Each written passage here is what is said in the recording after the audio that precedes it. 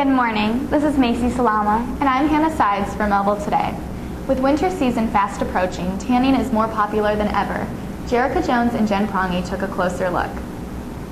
Why do people go tanning even after knowing the risks? Whether it's the younger generation for a dance or some color, or the older generation just going for some relaxation. Either way, people are willing to take the risk even with its expenses. Like $30 probably a month.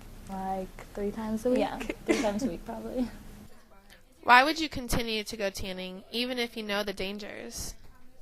Because I'd rather look tan now. Because I'm going to marry a plastic surgeon when I'm older, so it'll be no big deal. Same thing, because if you're not tan and cute now, then you can't meet a plastic surgeon. Have you ever thought about possibly getting cancer? Oh, cancer. Oh, yeah. That is an issue. Yes, it is an issue, as one unfortunate Melville High School teacher can tell you. I have had 6 spots of skin cancer removed. Now, when I was younger, I have always had really pale skin, so I sunburned easily. And then I used to go tanning a lot while I was in college. It actually was quite addicting because it was so relaxing. It was a place where you could go, you could relax for 20 minutes, not hear any phones, have no one bother you, and you could literally just take a nap. And then when you got up, you felt better, and it was so relaxing. It seriously becomes addicting. And then you get compliments. People say to you, oh, your skin looks great, oh, it looks so pretty, blah, blah, blah. And then you like the compliments, and you keep doing it. I don't think they understand the risks that are involved and what they would have to go through when they're old. Melville High School is known for its diversity, but what you didn't know is the alter egos behind it. Tori Marino and Kevin Grumbler clowned around to find a story. Years old, I started. My mom and dad used to take me to circuses and rodeos all the time. I'd always see the clown, so I was fascinated by it, and I thought that's what I'd really like to do. You know, I can do a balloon, okay?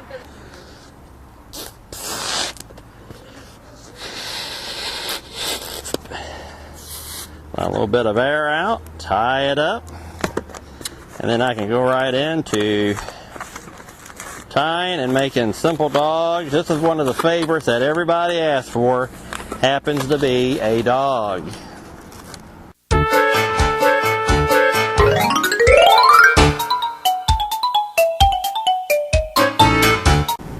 Have you ever run into those couples in the hallway that can't take their hands off each other? Or perhaps you're one of them.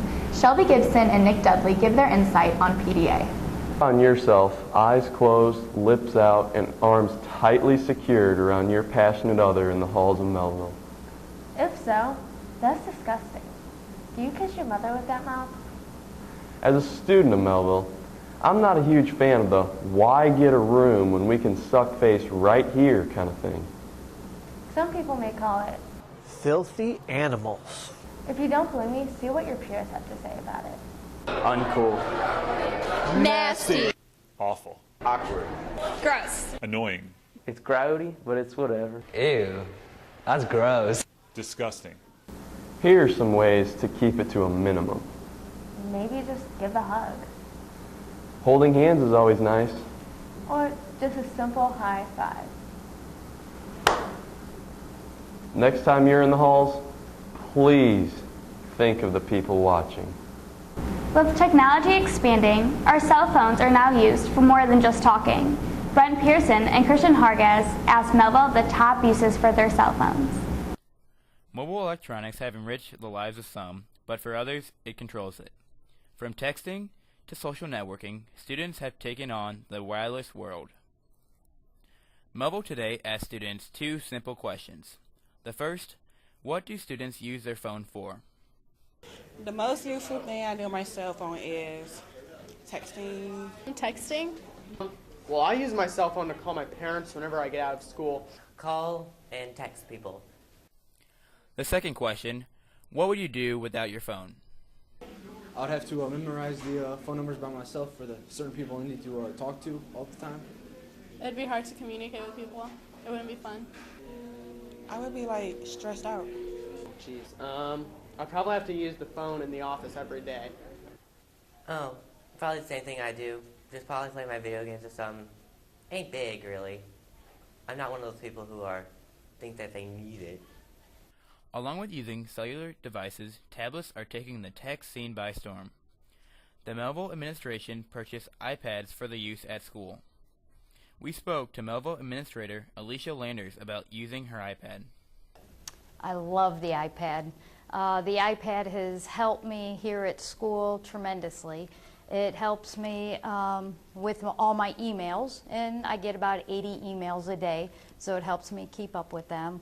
I can also get online and look at our student information system.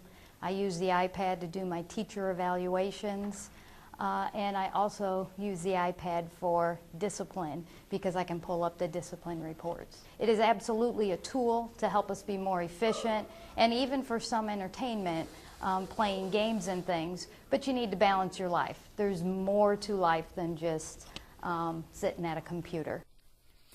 For photographer Christian Hargis, I'm Brent Pearson from Runners of Melville Cross Country are preparing for districts this season. To find out more, Hannah Weber and Brandon Lawson try to keep up.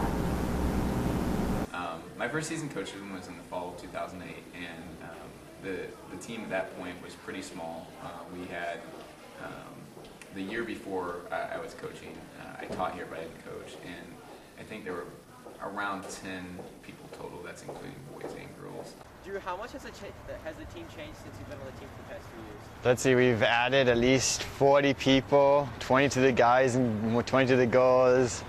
I believe my freshman year we had the fastest person do a 19 something, and now our fastest person is 16:35, I believe.